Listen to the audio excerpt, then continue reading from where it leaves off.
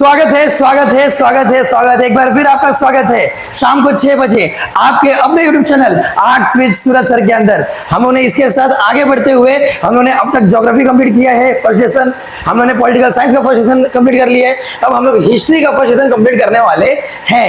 ये हिस्ट्री का first lesson का सेकंड पार्ट बनने वाला है और आपके सामने आ गया हूं मैं फिर उसी वादे के मुताबिक 6 बजे शाम को। और आप भी मुझे वैसे ही दिख रहे हैं जैसे आप फर्स्ट डे से देख रहे हैं एंड 6 बजे आप भी आगे, बड़ा मजा आएगा। चलिए आगे बढ़ते हैं, पुराने वाली चीजों को हम लोग देखेंगे।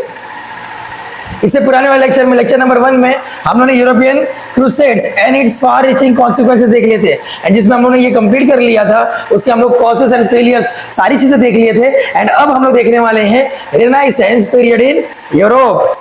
Renaissance period in Europe, Renaissance period in Europe मतलब यूरोप के अंदर किसी चीज का न्यू बर्थ हुआ था, रीबर्थ हुआ था, ठीक है। वो हम देखने वाले हैं क्या चीज का नया जन्म हुआ था यूरोप के अंदर, ऐसी कौन सी नई चीज आई थी इसका पुनः जन्म हुआ था। तो आगे हम लोग देखेंगे यूरोपियन रेनाइसेंस, ठीक है। यूरोपियन के अंदर कुछ रीबर्थ हुआ था। कब से स्टार्ट हुआ था?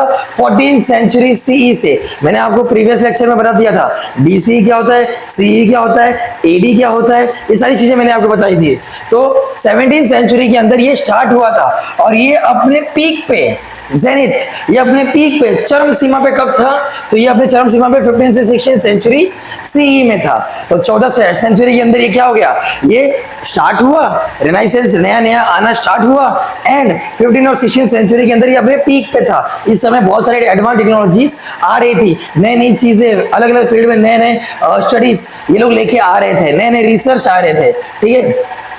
और ये क्या, this 3 century prove the foundation stage of culture based and rationalism science. अब ये जो 3 सेंचुरी 14, 15 एंड 16, ये 3 सेंचुरी ये प्रूव करती है कि यहाँ पे ये किस चीज का फाउंडेशन था, किस चीज का फाउंडेशन और किस चीज का बेस था, कल्चरल एंड रैशनलिज्म। मतलब इस समय लोग अंधविश्वास पे कम, ठीक है, लोग अंधविश्वास पे कम, दिमाग पे ज्यादा वैल्यू कर रहे थे, लोग रियलिटी, प्रैक्टिकल, ठीक है, इन सब चीजों के ऊपर क्या कर रहे थे, ज्यादा विश्वास रख रहे थे, ठीक है। एम्पेरिकल नॉलेज के ऊपर ज्यादा ध्यान दे रहे थे, प्रैक्टिकल नॉलेज के ऊपर ज्यादा ध्यान दे रहे थे। इन सब चीजों की वजह से ही ये यूरोप आगे बढ़ पाया था। समझ में आ गया? नहीं तो इससे पहले सब कैथोलिक चर्च एंड इन सब चीजों के चक्कर में रह जा रहे थे। आगे देखेंगे तो कहीं ना इन लोगों ने कल्चर एंड रैशनलिज्म को फॉलो किया। इसके this period gave a new direction to the human intellectual genius way of life. People got more interested in unfolding and mysterious of the universe by adapting scientific approach. ये क्या बोल रहे हैं? इसने एक नई दिशा दिखाई जो रेनाइसेंस था 14, 15, 16 सेंचुरी के अंदर। इसने लोगों को वो दिशा दिखाई कि जिंदगी जी कैसे जाती है।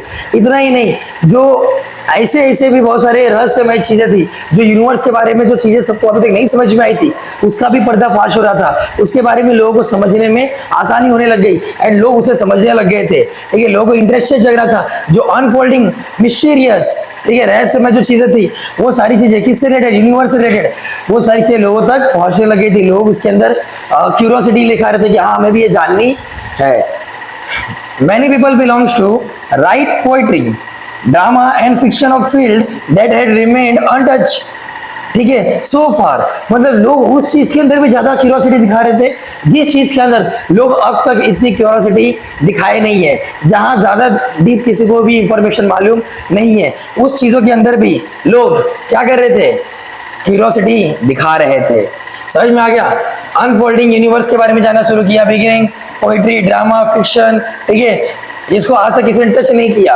उन सारी चीजों को भी लोग इसको यूज करना शुरू कर रहे थे, टच करना कुछ कर रहे थे। लोग इतना दिमाग लगाना यूज कर रहे थे कि क्या इसके अलावा भी और भी कुछ है कि नहीं, यूनिवर्स ही है क्या, यूनिवर्स के अंदर और क्या है चीजें, वो सारी चीजें, एस्ट्रोनॉमी के बारे में लोग जानना शुरू करते। Noble's experience were conducted in the field of science in the pre-Renaissance times. Thought about the existence of universe revolved around the concept of God. मतलब ये बताया जा रहा है कि इससे पहले, प्री रेनाइसेंस से पहले, इस समय क्या हो रहा था, सब सोच रहे थे कि existence of universe revolve around the concept of God. मतलब कहीं ना कहीं भगवान ने इन सब चीजों को बनाया, कहीं ये बात सही भी है, लेकिन इन सब का क्या था, अब ये लोग इंटेलेक्चुअल लोग हो चुके थे, दिमाग लगाने वाले लोग हो चुके थे, ठीक है। ये लोग इंपेरिकल नॉलेज, प्रैक्टिकल नॉलेज के बारे में जानना चाहते थे। अब ये लोग को ऐसे ही बनाई कहानी के ऊपर विश्वास नहीं था, तो ये लोग को अभी क्या लग रहा था कि भगवान ने, गॉड ने ये सब चीजें बनाई है, ठीक है। आगे अब देखेंगे, लेकिन ऐसा नहीं था इनके हिसाब से।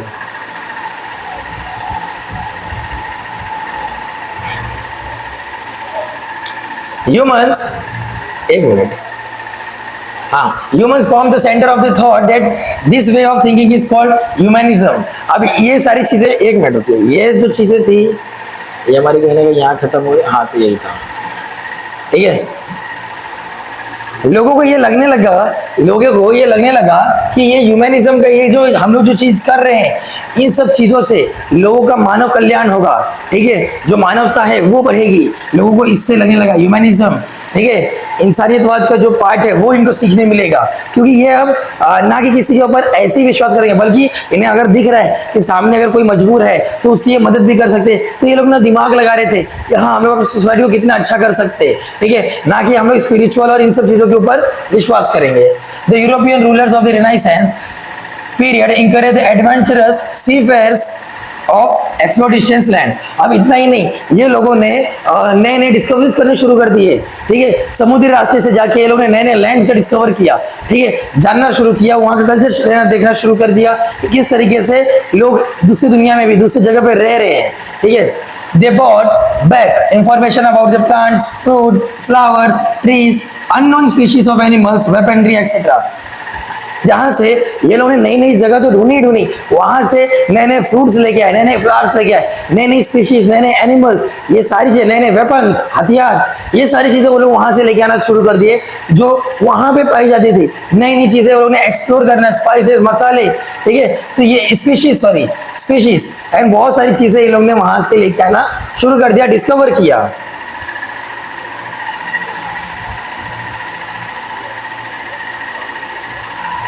अब बताया जा रहा है 1543 के अंदर निकोलस कोपरनिकस, नाम है निकोलस कोपरनिकस। अब याद रखो, इसको कैसे याद रखने का, 1 5 4 3, 1 5 4 3, 1 5 4 3। अब इसे निकोलस कोपरनिकस, ये जो आदमी थे, इन्होंने बताया कि ये जो दुनिया है, ये जो दुनिया का जो सेंटर है, प्लैनेटरी सिस्टम है, उसका जो सेंटर है वो सन है, ना कि अर्थ। लोगों को लगता था पहले कि ये जो अर्थ ये रुका है एंड सन जो ईस्ट से निकलता है एंड वेस्ट में ढलता है, तो सबको ये लगता था कि जो सन है वो अर्थ के आजू बाजू घूम रहे हैं, जो अर्थ है वो सेंटर है। लेकिन निकोलस कोपरनिकस ने 1 5 4 3 सी के अंदर लोगों को ये चीजें बताई कि नहीं, ये जो सन है वो सेंटर है एंड जो अर्थ है ये इसके आगे बाजू क्या कर रहा है, रिवॉल्व कर रहा है, ठीक है। ये किसने बताया, निकोलस कोपरनिकस ने बताया। अब इसके अंदर 1609 के अंदर गैलीलियो आए, गैलीलियो ने प्रिपेयर किया मोर sophisticated, ठीक है, more sophisticated telescope which will enable further research in the field of astronomy। मतलब गैलीलियो तो हर किसी को मालूम है, गैलीलियो ने एक बहुत अच्छा टेलीस्कोप बनाया था जो याद रखना, जो एक बहुत ही बेहतरीन, अच्छा, ठीक है, आधुनिक काल का, यहाँ से देख के वो यूनिवर्स के अंदर भी, मतलब स्पेस में भी देख सकते थे, ठीक है। इतना नहीं, इन्होंने जुपिटर के 4 सैटेलाइट्स को भी देखा था यहाँ से, उसे भी नया खोज के निकाला था, ठीक है। एंड ये उस समय का बहुत ही ज्यादा मॉडर्न टेक्नोलॉजी से लेस ऐसा इन्होंने, गैलीलियो ने एक टेलीस्कोप बनाया था। इन्होंने एस्ट्रोनॉमी के बारे में बताया, एस्ट्रोनॉमी मतलब स्टडी ऑफ स्पेस, जो स्पेस के बारे में स्टडी करते हैं उसको एस्ट्रोनॉमी बोलते हैं, ठीक है। तो इस टेलीस्कोप के माध्यम से इन्होंने बहुत सारी चीजें पता की। Theory propounded by Copernicus and Kepler's would be supported by empirical observation made by possible by Galileo's telescope। जो कोपरनिकस और केपलर्स ने जो बातें दुनिया को दिखाई थी, बताई थी, निकोलस कोपरनिकस ने जो बताई थी कि ये जो सन है वो सेंटर है एंड अर्थ उसके आजू बाजू घूम रहा है, ठीक है, तो ये चीजें सिद्ध कैसे हो पाई, उसी तरीके से जैसे इस गैलीलियो ने इस टेलीस्कोप से लोगों को दिखाया, लोगों को प्रैक्टिकल नॉलेज दिखाया कि हाँ इन्होंने जो बात बोली थी वो सही है। इस चीज से आप देख सकते हो कि वो सन वहीं पे है, अर्थ रिवॉल्व कर रहा है, तो इससे सबको क्लियर हो गया, ठीक है। This facilitate research in the field of physical science. इससे मालूम पड़ा, इससे क्या हो गया, इससे ये मदद मिली, साइंस को ये मदद मिली कि वो फिजिकल साइंस के बारे में भी जान सके, उस फील्ड के अंदर भी उतर सके। समझ में आ गया?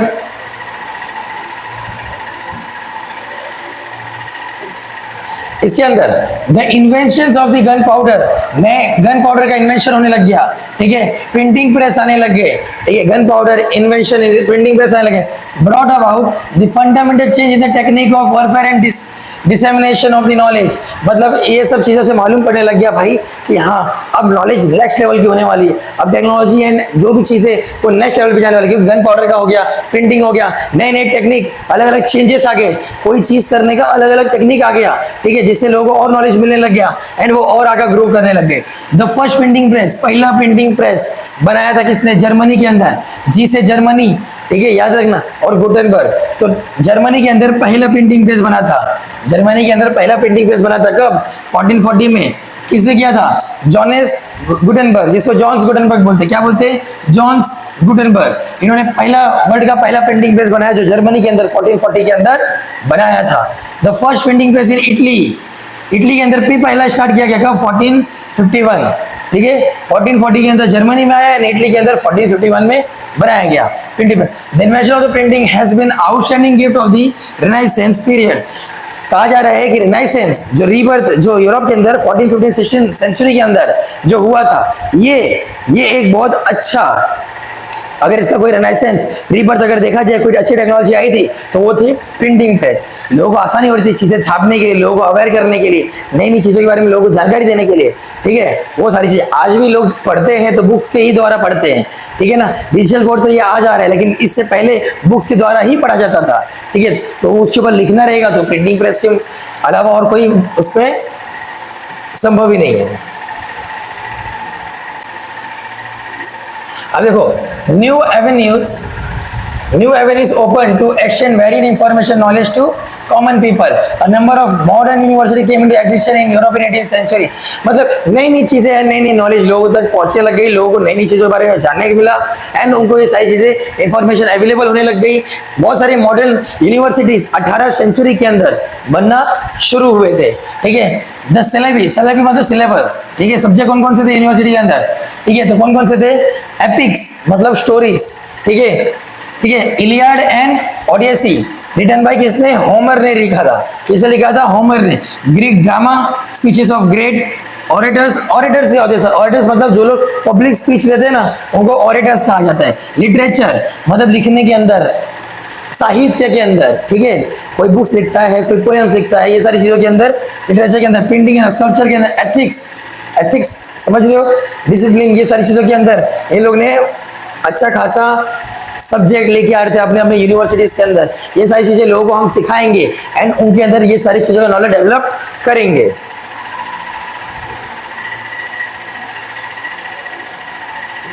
आगे देखेंगे, पॉलिटिकल साइंस के अंदर भी सब्जेक्ट बनाया, हिस्ट्री बनाया गया, एक्सेट्रा। ऐसे बहुत से सब्जेक्ट उन्होंने अपने अपने यूनिवर्सिटीज में लेके आए। इससे क्या हो सकता है? लोग इससे स्टडीज कर सकते हैं।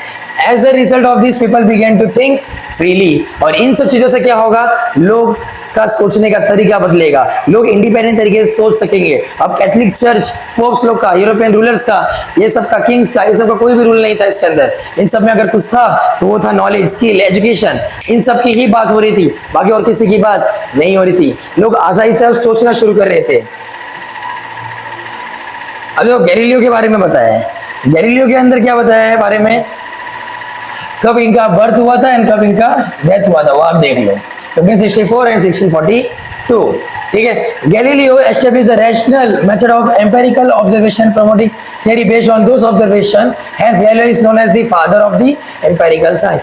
गैलीलियो ने लोगों को तरीका बताया कि प्रैक्टिकल नॉलेज से हम लोग किस तरीके से साइंस को देख सकते हैं, चीज़ों को कैसे हम परख सकते हैं। एंड इन्होंने वो टेलीस्कोप बना के दुनिया में साबित कर दिया कि हाँ, प्रैक्टिकल नॉलेज से भी हम लोग अपनी सच्चाई के बारे में जान सकते हैं, ठीक है। एंड इन्होंने वो ऑब्जर्वेशन का तरीका, इसीलिए इनको father of empirical science, empirical science मतलब प्रैक्टिकल साइंस के इन्हें फादर कहा गया। समझ में आ गया? प्रैक्टिकल साइंस का अगर किसी ने दर्शन दिखाए तो वो थे गैलीलियो, ठीक है। क्योंकि अगर तुमको एक बात बताता हूँ, अगर तुम्हें आज के समय पे अगर कलयुग के अगर भगवान के बारे में जानना है तो वो सूर्य भगवान है, ठीक है, जिनका उदाहरण हम लोग को एग्जाम्पल हमें हर एक अपने ग्रंथों में देखने मिला है। भगवत गीता और रामचरितमानस, कहीं भी आप देखोगे तो पहले काल से इन्हें भगवान का दर्जा दिया गया है। एंड आज भी सन एग्जिस्ट कर रहे हैं हमारे यहाँ पे, एंड सन को दिखाने वाले पहले इंसान गैलीलियो थे, जिन्होंने टेलीस्कोप के माध्यम से लोगों को दिखाया कि सन एक्चुअली दिखते कैसे हैं, ठीक है ना। बहुत सारी चीजों के बारे में उन्होंने बताया, तो इस चीज को हम उससे भी रिलेट कर सकते हैं, इसलिए इन्हें प्रैक्टिकल साइंस का फादर कहा गया। आगे देखते हैं। He proved that the speed of object of a different weight falling in equal by carrying a actual demonstration for the height of the tower of Pisa in Italy. अब लोगों को क्या लगता था, ठीक है, कि मान लीजिए ये पेन है, ठीक है, ये हमारे पास क्या है, पेन है। ये पेन को अगर मैं यहाँ छोड़ूंगा, इसको छोड़ूंगा, इसकी स्पीड, और किसी नॉर्मल चीज हल्की चीज को छोड़ूंगा, उसकी स्पीड, ठीक है। तो लोगों को क्या लगता है जो भारी चीज है वो जल्दी गिरेगी, ठीक है, और जो हल्की चीज है वो धीरे धीरे गिरेगी। ऐसा नहीं है, तो जो भारी चीज थी वो भी गिरेगी साथ में, और जो हल्की चीज है वो भी गिरेगी साथ में। इसका लाइव एग्जांपल दिखाया था किसने, गैलीलियो ने, ठीक है। पिज़ा, इटली के अंदर जो टावर था, जो टावर है इसका नाम है पिज़ा, वो पिज़ा के अंदर जाके इन्होंने दिखाया था लोगों को कि equal carrying of actual demonstration from the speed of the object different नहीं होता है, सेम टू सेम होता है। समझ में आ गया, चीजें एक साथ गिरती है, तो इन्होंने वो एग्जांपल दिखाया था सभी को, इन्होंने वो एग्जांपल दिखाया था। First Aristotle view that heavy object will fall down faster than lighter object, what disproved. जो एरिस्टोटल ने ये कहा था, ये जो एरिस्टोटल थे इन्होंने ये कहा था कि इन्हें जनक माना जाता है, हिस्ट्री का जनक एरिस्टोटल को माना जाता है, ठीक है। और एरिस्टोटल ने कहा था कि जो चीज भारी होगी वो जल्दी गिरेगी, जो चीज हल्की रहेगी उसके कंपैरिजन में, ठीक है। तो इस चीज को गलत साबित कर दिया किसने, गैलीलियो ने साबित कर दिया, ठीक है। पिज़ा, इटली के पिज़ा टावर के यहाँ जाके इन्होंने जो डेमोन्स्ट्रेशन करके दिखाया लोगों को, तो लोगों को मालूम पड़ गया कि हाँ भाई ये बात सच है। With Galileo's modified telescope to trigger revolution, Galileo के जो टेलीस्कोप था उसने एक रिवॉल्यूशन ला दिया मार्केट के अंदर। जो भी चीजें थी सारी चीजें उसका आंसर मिलने लग गया। जो लोग क्लेम कर रहे थे कि नहीं अर्थ सेंटर है एंड सन आगे पीछे घूम रहे हैं, उन सबको एक चीज मालूम पड़ गया कि सन सेंटर है एंड अर्थ आगे पीछे घूमता है, तो ये ट्रिगर मिल गया, नया रिवॉल्यूशन था ये। आगे देखेंगे हम लोग। He was successful in enhancing the power of his telescope many times more than the existing telescope. The benefit of the seafarer to great action, it becomes the easier for them to locate while sailing in the oceans. अब देखो इन्होंने ये भी चीजें successfully बता दिया, चीजें जो टेलीस्कोप नॉर्मल समय पे मिल रहा था उसके साथ साथ इन्होंने अपने ही टेलीस्कोप को हमेशा उसकी जो स्ट्रेंथ थी उसको और बढ़ाने की कोशिश की। एग्जिस्टिंग जो भी नए नए टेलीस्कोप मार्केट में मिल रहे थे, लेकिन इन्होंने जो भी टेलीस्कोप अपने बना रहे थे उसको नए नए वापस उससे कुछ अपग्रेड कर रहे थे, उसकी जो लिमिट है उसको और एक्सपांड कर रहे थे जिससे इनका और एक्यूरेसी बढ़ जाए, ठीक है। एंड ये ज्यादातर साबित किसके लिए, टेलीस्कोप किसके लिए साबित हुआ, जो उस समय जो शिप्स पे जो कैप्टन होते थे उन सबके लिए ज्यादा साबित होता था कामगार। क्यों, क्योंकि वो लोग दूर से ही लैंड ढूंढ लेते थे, जमीन ढूंढ लेते थे, उनको आसानी पड़ता था कहाँ किस डायरेक्शन में इनको निकलना है।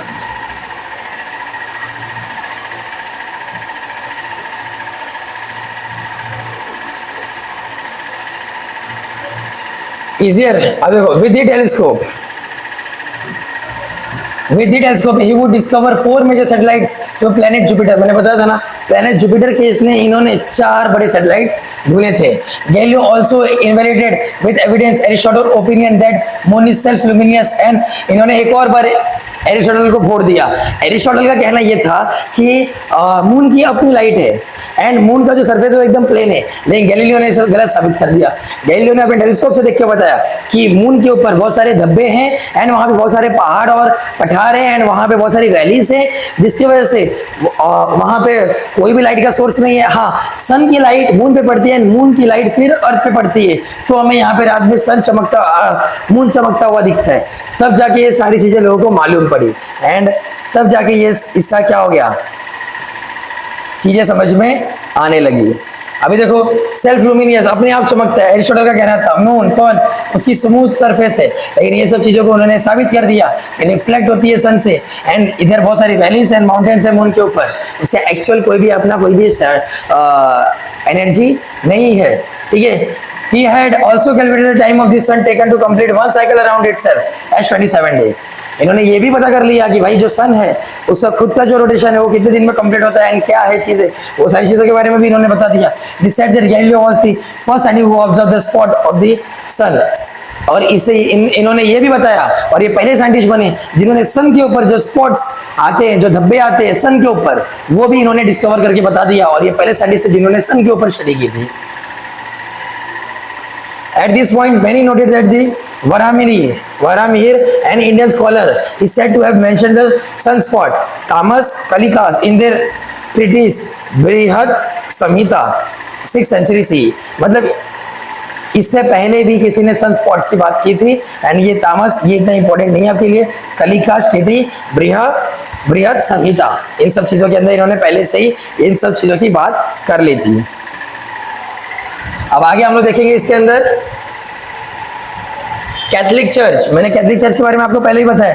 कैथोलिक चर्च जो रोम के अंदर, जो रोम और यूरोप के अंदर बहुत ज्यादा प्रचलित था, जहाँ के पोप्स बहुत ज्यादा पावरफुल थे, ठीक है। In the pre-Renaissance period, Catholic Church is not only control the religious life people, but also control the individual life of the people. Catholic church re renaissance मतलब 14, 15, 16 शताब्दी से पहले, 16 सेंचुरी से 15 और 16 सेंचुरी से पहले जो यूरोप के अंदर जो कल्चर चल रहा था, जो पोप्स लोग थे, ये कैथलिक चर्च वाले, ये लोग सिर्फ लोगों के रिलीजियस लाइफ को कंट्रोल करके नहीं रखे थे, बल्कि उनके पर्सनल लाइफ, इंडिविजुअल लाइफ को भी कंट्रोल करके रखे थे। इन्होंने लोगों को बहुत तरीके से एक्सप्लॉइट किया था। इन्होंने फॉर पेमेंट ऑफ फीस, अब देखो, इन्होंने लोगों को मैंडेटरी रख दिया था कि हाँ तुम्हें पैसे देने हैं तो देने हैं, ठीक है। किसके नाम पे? चर्च के नाम पे, कैथलिक चर्च के नाम पे। किसी ने अगर रेस्ट्रिक्शन किया, ठीक है, और किसी ने खुद सोचने पे मजबूर किया अपने आप को, एंड किसी ने बाइबल को अलग तरीके से पढ़ने की कोशिश की, खुद का नजरिया रखने की कोशिश की, तो उन सबको सीधा लाइफ, हैंग टिल डेथ, लोगों को मार दिया जाता था, sentence to the jail, death, है ना, ऐसा कर दिया जाता था कि लोग इनके खिलाफ कुछ बोल ना सके, लोगों को एक नई चीजें बता ना सके। जो ये पढ़ाएंगे वही सही होगा, जो लोग समझेंगे अपने आप को गलत है, ऐसा करने की किसी ने कोशिश की तो उनको सीधा डेथ दे दिया जाता था। The humanist philosophy of the Renaissance was instrument in making ground for the resistance against the overpower Catholic Church। मतलब बताया जा रहा है कि ये सारे लोगों ने, इन सब लोगों ने इस तरीके से लोगों को, कैथलिक चर्च वाले लोग ने इस तरीके से लोगों को परेशान कर दिया था, ठीक है, कि बोलते ना, एक लोगों को मजबूर कर दिया रेनेसेंस के लिए, नई चीजों की तरफ जाने के लिए, कि लोगों को इन सब चीजों से इतनी बेकार चीजें फील होने लग गई थी कि लोग इन्हें एकदम से छोड़ ही दिए, ठीक है, इनके खिलाफ लड़े, एंड एक दिन इनको रेनेसेंस एक रेजिस्टेंस जैसा मिला against the over powering Catholic church, ठीक है, कि ये जो कैथलिक चर्च का जो नया रोज का एक नया पावर बढ़ते जा रहा था, उन सबको कोई रोकने के लिए था तो रेनेसेंस था। इन्होंने एक नई क्रांति लेके आई, नई चीजों का बर्थ किया, अलग अलग फील्ड में सोचना शुरू किए, advancement of technology I, and इनका उद्धार हो गया। मॉडर्न साइंस, अब इन्होंने अपने आप modern science, scientist began to their search for reality of strictly using the scientific method which emphasize on empirical experience. Modern technology आ गई, मॉडर्न साइंस आ गए वहां पे, तो मॉडर्न साइंस से क्या हो गया कि इन्होंने सिर्फ उन्हीं चीजों के ऊपर विश्वास करना शुरू कर दिया जिसका एम्पिरिकल एक्सपेरिमेंट से कोई लेना देना था, प्रैक्टिकल एक्सपेरिमेंट, ठीक है, उन सब चीजों के ऊपर इनका ज्यादा फेथ आ गया था। They were approached led to the one set of modern age of science, learning, mathematics, science gained importance, Renaissance, for example, work of Leonardo da Vinci। Means इन्होंने ज्यादातर साइंस के अंदर ही इन्होंने ज्यादा एक्सपेरिमेंट करने शुरू किए, ठीक है। मॉडर्न एज ऑफ साइंस था ये, मैथमेटिक्स, साइंस, आर्ट्स, इन सब चीजों के अंदर इन्होंने रीबर्थ लेके आए, रेनेसेंस लेके आए, एंड इसका एक बेहतरीन एग्जांपल है लियोनार्डो दा विंसी। इन्होंने पेंटिंग के अंदर बहुत काम किया था, मोनालिसा की जो फेमस पेंटिंग थी वो इन्हीं की थी, ठीक है। ये एक एस्ट्रोलॉजिस्ट भी थे, बहुत सारे थे, ये म्यूजिशियन थे, सिंगर थे, ठीक है, ये मैथमेटिशियन भी थे ग्रेट, कौन? Leonardo da Vinci. अब इसके अंदर हम लोग देखेंगे और आर्ट्स के बारे में, आर्ट्स के अंदर क्या इनका कहना था। आर्ट्स में इनका कहना था, during renaissance of the scientist approach influence the field of arts as the period alchemy began to separate from this mystical rule and later transform into the scientific discipline of the chemistry। मतलब इनका ये कहना था कि जो mystery, जो आज तक की जो मिस्ट्री थी, जिसकी जो जड़ें थी, जिसके बारे में लोगों को मालूम नहीं था, आज वो साइंटिफिक डिसिप्लिन की वजह से वो आज सही साबित हो रही है, ठीक है। क्यों? क्योंकि आज हम लोग ना कि हम लोग अंधविश्वास पे ध्यान दे रहे, बल्कि आज हम लोग साइंस एंड आर्ट्स के ऊपर ध्यान दे रहे, कला के ऊपर ध्यान दे रहे, अलग अलग फील्ड के अंदर हम लोग एक्सपर्ट बन रहे हैं। तो इन सब चीजों के अंदर हम लोग इनको ज्यादा इन्फ्लुएंस हो रहे थे, ये ज्यादा इन्फ्लुएंस किस field of arts as well, ठीक है। ये इन चीजों से बता रहे थे कि हाँ, हम लोग जो आज तक जो हम लोग को मिथ था, ठीक है, उसकी जो जड़ें थी वो हम उखाड़ फेंके, एंड आज हम लोग साइंटिफिक डिसिप्लिन के ऊपर ज्यादा आगे बढ़ रहे हैं। इन्होंने the advancement of the chemistry explain the knowledge of the source of metal and elements. ठीक है, टेक्नोलॉजी के बारे से हम लोग को ये मालूम पड़ा, एडवांस टेक्नोलॉजी की वजह से मालूम पड़ा, केमिस्ट्री की वजह से मालूम पड़ा कि एलिमेंट्स कौन से और एलिमेंट्स कौन से हैं और मेटल्स कौन से हैं, मेटल्स कौन से हैं और एलिमेंट्स कौन से हैं। इन सब के बारे में हमें तब मालूम पड़ा जब हमारे यहाँ टेक्नोलॉजी का एडवांसमेंट है, केमिस्ट्री है, इन सब से। Significant change was introduce in the field of painting. ठीक है, पेंटिंग के अंदर भी बहुत सारे अच्छे इंपॉर्टेंट चेंजेस आए। Oil paints also broad painted by the using oil paints were made a scientific method of observation of nature made it possible to paint the natural scenes with minute details। बताया जा रहा है कि हम लोग इन्होंने oil paint का भी यूज किया एंड वो सारी चीजों को इसलिए यूज कर रहे थे ताकि कुछ अगर माइन्यूट चीजों को भी बनाना है तो इससे हम लोग बता के इंटरप्रेट कर सकते हैं और इन्हें समझा सकते हैं। ये सब चीजें पॉसिबल तब हो पा रही थी जब रिनाइसेंस लोगों ने अपना माइंडसेट चेंज किया, आइडियोलॉजी चेंज की। With the same method, detailed diagrams of the human body and its internal organs could be drawn, the work of the Leonardo da Vinci। Leonardo da Vinci का ये बताया गया कि लोगों को अगर ऑर्गन बनाना है, उनके अंदर माइन्यूट चीजें बतानी, ब्लड वेसल्स भी बनाने हैं, तो वो चीज को अच्छे से बना सकते हैं। यही एग्जांपल था लियोनार्डो दा विंसी। उन्होंने जो मोनालिसा की जो पेंटिंग बनाई थी, उस चीजों को ये कहा जाता है कि अगर आप उसे उसके बारे में ये ऐसा रहस्य मिस्ट्री भी है कि अगर आप उसे सैड में देखोगे तो पेंटिंग आपको सैड में दिखेगी, एंड अगर आप उसे खुशी में देखोगे तो पेंटिंग आपको खुशी में नजर आएगी। ठीक है, एंड इतना ज्यादा माइन्यूट था कि जो रियल पेंटिंग अगर आप उसको अच्छे से देखोगे तो आपको इतना था कि बॉडी में जो ब्लड वेसल्स है ना, सेल्स, वो भी नजर आएंगे, ऐसा बताया जाता था उसके बारे में।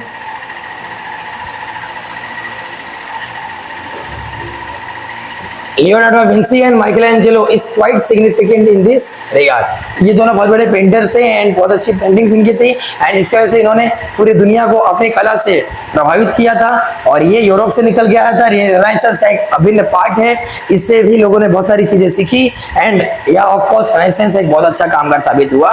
एज कंपेयर टू स्पिरिचुअल चीजों के ऊपर ध्यान देने से अच्छा हम एम्पेरिकल एंड प्रैक्टिकल नॉलेज के ऊपर ध्यान दें। आई होप कि आपको सारी चीजें अच्छी तरीके से समझ में आई होगी। आप चीजों को वीडियो को आगे करके पीछे करके भी देख सकते हैं एंड आपका जो मोटिवेशन है ये हमें बहुत अच्छा लग रहा है एंड बहुत अच्छा लग रहा है आपको पढ़ाने में भी और ऑफ कोर्स आपको पढ़ने में भी बहुत अच्छा लग रहा होगा। एंड इस चीजों को ज्यादा से ज्यादा लोगों में शेयर कीजिए, अपने दोस्तों को बताइए कि हाँ, आपके लिए और आपकी बातों के लिए किसी ने आवाज उठाई है एंड आप उसे भी सपोर्ट कीजिए। ठीक है, एंड यहीं पे हम लोग अपना हिस्ट्री का चैप्टर नंबर 1 का लेक्चर नंबर 2 दे एंड करते हैं। मिलते हैं आपसे चैप्टर नंबर 3 के अंदर। तब तक के लिए जय हिंद, जय भारत, जय महाराष्ट्र।